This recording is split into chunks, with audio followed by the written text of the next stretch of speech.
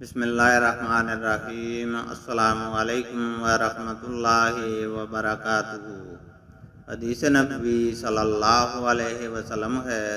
رسول اللہ صلی اللہ علیہ وسلم نے رات کے وقت اٹھ کر مسجد میں نماز پڑھی اور چند صحابہ بھی آپ صلی اللہ علیہ وسلم کی اقتداء میں نماز پڑھنے کھڑے ہو گئے۔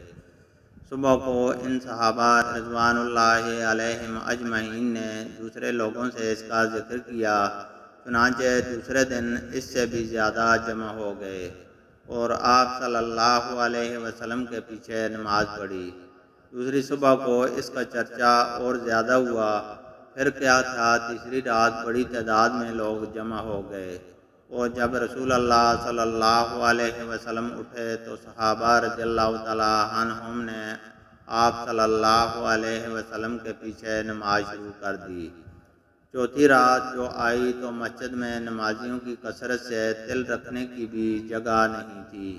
لیکن آج رات نبی کریم صلی اللہ علیہ وسلم نے یہ نماز نہ پڑھائی